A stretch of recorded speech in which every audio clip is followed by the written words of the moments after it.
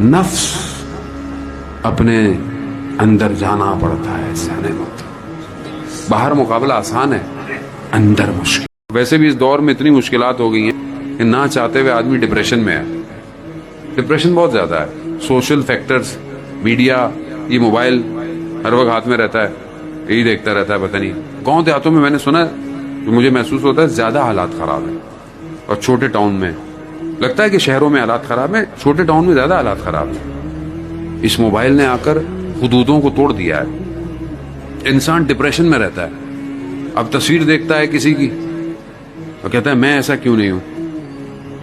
پھر تصویر کھینچتا ہے, کبھی یہاں سے, کبھی یہاں سے, کبھی یہاں سے. ٹھیک ہے, گاؤں دیہات میں بھی ماشاءاللہ نہر پہ کھڑا ہے, وہاں بھی تصویر کھینچ لے گا. ادھر کھڑا ہے, وہاں بھی, ہر جگہ تصویر کھینچے جا رہا ہے. پھر اس پہ فلٹر لگاتا ہے, سفید ہو.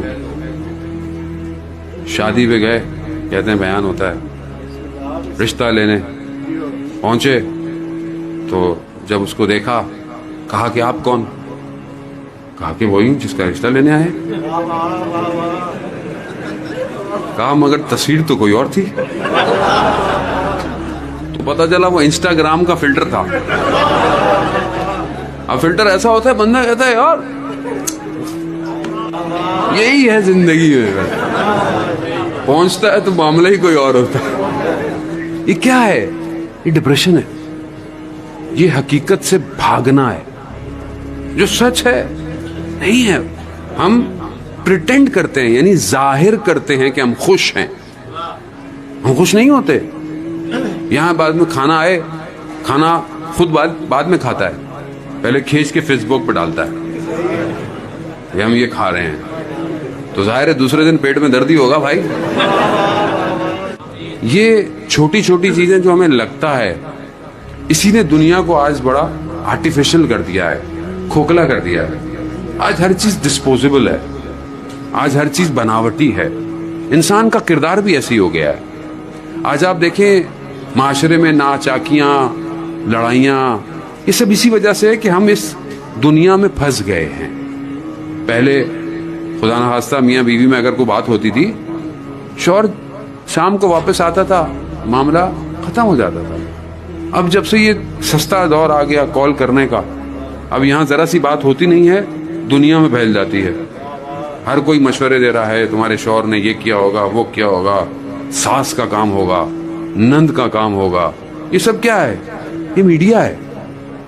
اس کو سمجھنے کی کوشش کریں. گھروں کو برباد, اور خاص طور پہ جوان بچے بچیاں اپنے آپ کو, اپنے نفس کو بچا کے رکھیں.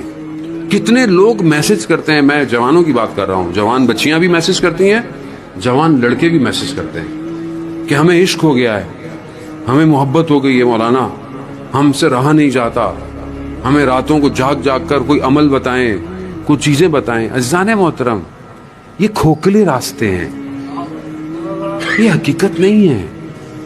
اسلام اس کی اجازت نہیں دیتا. ٹھیک ہے, اگر آپ کو کوئی پسند کسی وجہ سے آ جائے تو صحیح طریقہ گھر والوں کے ذریعے ہے. گفتگو نامحرم کی تیسرا شیطان ہوتا ہے. تیسرا شیطان ہوتا ہے جو رات کو, اگر آپ خدا نہ خواستہ یہ گناہ آپ سے ہو رہا ہے تو صبح فجر کی نماز نہیں پڑھی جائے گی. کیسے پڑھیں گے فجر کی نماز آپ جب گناہ ہو؟ اپنے آپ کو بچائیں, ان چکروں میں نہ پڑیں, اپنی زندگی کا ہدف معین کریں. اور جو والدین بہتر سمجھتے ہیں, دیکھیں خود جب انسان کوئی لڑکا اگر اپنے لیے کوئی لڑکی کو ڈھونڈتا ہے نا, تو وہ صرف لڑکی کو دیکھتا ہے, جبکہ گھر والے خاندان دیکھتے ہیں. اور تربیت خاندانوں میں ہوتی ہے. یہ ضروری ہے, اس کو سمجھیں. یہ ذمہ داری ہے کہ کل کو آپ کے آغوش میں امام کا سپاہی پیدا ہوگا تو آپ اپنے آنے والی اولاد کے لیے ایک صالح ماں ڈھونڈیں, نہ صرف ایک تصویر کہ انسان اس پر دیکھے. اور اس لیے مولا کائنات ارشاد فرماتے ہیں نا, کہ امام فرماتے ہیں تمہارے نفس کی کم سے کم قیمت جنت ہے. کم سے کم قیمت. اگر تم بیچنا چاہتے ہو نا اپنے نفس کو, تو جنت سے کم نہیں بیچنا. ایک تصویر کی خاطر, ایک تعلق کی خاطر, ایک بات کی خاطر نہیں. جنت کم سے کم. اور جنت میں سب سے اونچا مقام اصحاب امام حسین کا.